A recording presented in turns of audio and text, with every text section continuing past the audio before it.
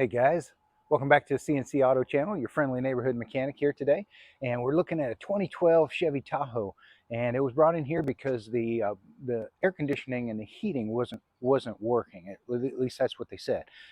So one of the questions that I asked was, is it blowing or is it just not blowing cold or hot? And so what I found out is it's not blowing at all.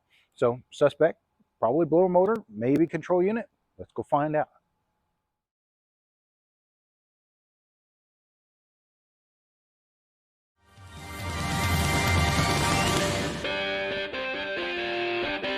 Here we are inside of the 2012 Tahoe, and I've turned the key to the on position. It's not running, it's just in the on position. And I want to see the blower motor even working. I mean, I'm not hearing anything, I'm not feeling anything coming out of any of the vents. One of the things it could be is, of course, the blower motor, which lives underneath the dash over here. The other thing it could be is the control unit here. So one of the things that you can do to test these control units is, if the fan's not working, try moving the flappers to see if it comes up out of the defrost or down out of the floor vents for you, and see if you hear the actuators moving when you do this. And I can hear the actuators moving. So this unit is sending signals out of it, so it's at least not completely dead. So that's leading us to check out that blower motor. Now, if your blower motor is stopped because it's got some trash in it or something like that, oftentimes you can get up under here and kick it or hit underneath there where the blower motor is located and get it to kick off and start blowing it again. It did not work in this case, so the motor, oh, hold on. It just did. It just did. We got a little bit of air blowing now. Look at that. So if you're just trying to get by, that's something you can do. Oh, I can hear it kind of squealing a little bit. So the bearings are probably going out in that thing. So that's one way that you can kind of get by, is have your passenger kick up underneath there if it quits, or you could get under there and bound on it like I showed you. But we're going to go ahead and check out the wiring down there and check out that motor and replace it if it's got some dead spots in it. Got Bagel here to help out, and he says that in order to get to the blower motor, we're going to have to remove this plastic cover. So let's see what we got down here holding it in. You've got a couple of little screws holding that thing in place, and I think they are 7mm. So let's go ahead and get those out of there.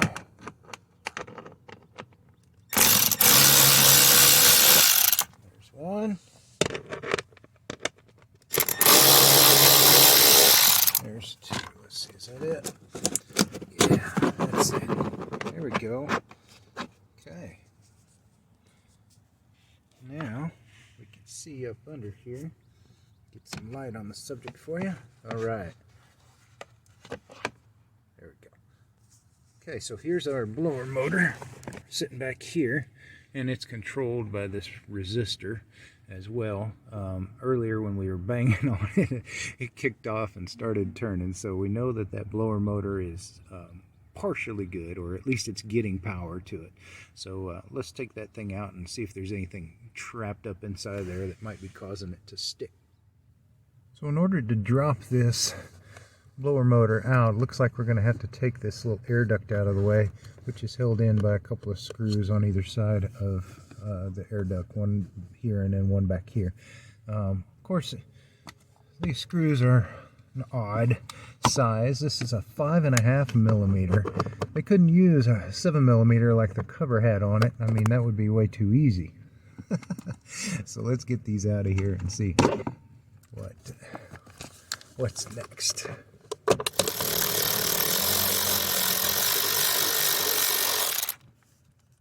There's one. There's two. It just pops down. Looks like this. Basically just blows air up into there. All right. Now, in order to get the blower motor out, looks like we have to push this tab, or pull this tab. Let me see if I can orient you in such a way right here so that we can twist this thing. We've released this tab by pulling down on it and then turn the housing. And then when you turn it enough, it'll just drop out of the way. And then you can bring your motor out. Okay, so once you drop the motor down, you can kind of touch it. And look at that. Look how gummed up that is. It's just really hard to turn. So there's probably the reason for failure. Other times you'll get some debris caught up in here and it might sort of jam inside these fins. That could be another reason why they fail. But I can feel this one just doesn't want to turn. So that's probably what happened with it. I want to show you guys how to get these things unplugged. So you might think you got to remove this orange protective clip here out of the way, but you really don't. If you look underneath this foam right here, you'll see how the clip, or how this connector is held in. It's got this thing that stabs in right there. So all we really got to do is push this down and pull the connector out. Let's see here if I can show you again. So all you really have to do is move this foam back out of the way. You'll see how that connector attaches. Just push right there and then pull out. There you go. Okay, so we got our new fan here, and it's got the same connection as the old one. What's different though is that this one, instead of having just a hole here where this little duct goes to draw air and cool off the motor, it's got its own integrated ductwork here, so we won't need to reuse this, so that's interesting. But yeah, what you can do is you can put it in place and hook it up, or you can even, if you want to, plug it in outside of its housing up there and you know, hold down here. Keep your fingers clear of the fan itself, but hold down here and turn it on and see if it spins the way it should. And if it does, you know you fixed your issue. And so I've already tried that, and so I know that this one's good. Time to put the new motor in place. Figured I'd show where it goes here real quick before we put it in there. See what it looks like inside of there. Alright, you can see all the guts of the air conditioning system there, all the little flaps and everything. And here's the little tabs around the edges where it snaps in place. See if I can't let you guys come along for this process. So I'll go ahead and leave it unplugged for now and try to put it up in place. First,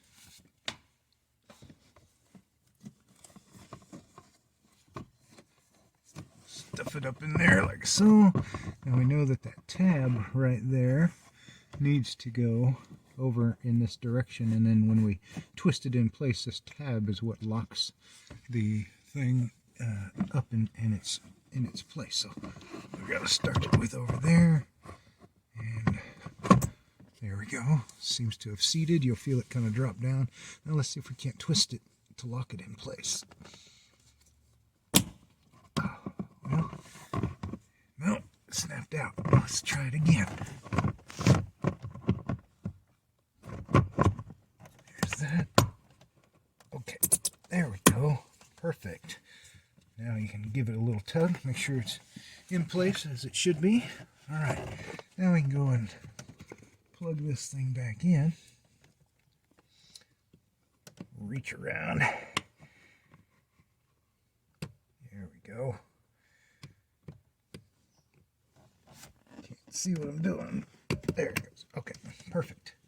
Alright, let's give it a test real quick while we're not doing anything. Put the key in, turn it on. Oh, hear that? Let's turn it up. Ooh, blizzard. Alright, we got a blower again. The final part is going to be to put this protective cover back in place so you can push it back up into place, line up your screw holes, and then put in your two 7mm screws to hold it back in place. See if I can do this here with one hand. There we go. Doesn't have to be super tight, but that keeps this from falling down. And next time you have to kick it, it won't fall down on you. So there we go. That wasn't so bad, now was it? Figured out that the blower motor kind of worked by kicking it, of all things. And you know, I mean, heck, whatever it takes. Diagnosing things sometimes takes unconventional methods. I sure hope you guys enjoyed this. I did. And if you haven't done so already, please hit that like and subscribe button. It really helps our channel to reach a greater audience. And check out these other videos up here of other repairs where we show you all the tips and all the tricks and easy methods like you learned tonight. I hope you all have a great day, and God bless.